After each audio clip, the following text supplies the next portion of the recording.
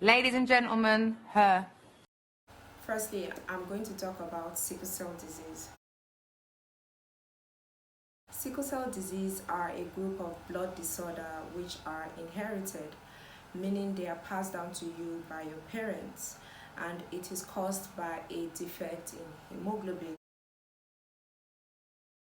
Hemoglobin is the iron-containing protein that allows red blood cells to carry oxygen throughout a person's body. And we all know that oxygen is important for survival.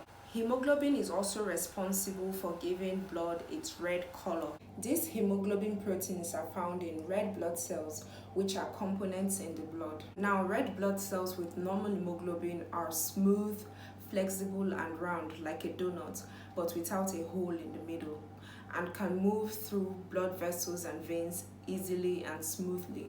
And because of this, they are able to carry out their main function of transporting oxygen and nutrients around the body. On the other hand, red blood cells with sickle cell hemoglobin are abnormal, and they tend to be rigid and sticky and are shaped like a crescent or sickle, which is the farm tool used for harvesting crops. And this is how the disease got the name sickle cell disease. Anyway, because of the rigid and sticky nature and shape of the sickle cells, it cannot easily get through tiny blood vessels in the body and can clog up and block blood flow in blood vessels, thereby preventing healthy red blood cells from transporting nutrients and oxygen in the bones, organs, and tissues where it is needed. And this results in terrible, excruciating pain known as a sickle cell crisis, and can also cause serious lifelong complications like stroke, infections, vision loss, etc.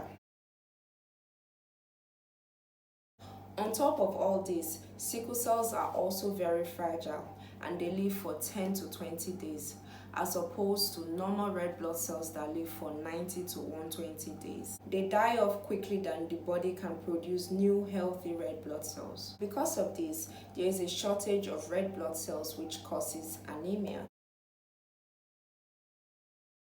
There are several types of sickle cell disease depending on the abnormal hemoglobin gene a person inherits from his or her parents. Sickle cell disease is caused by the inheritance of a sickle cell beta globin gene and a second abnormal beta globin gene. Now, if the second abnormal beta globin gene is also a sickle cell beta globin gene, then the sickle cell disease is called sickle cell anemia.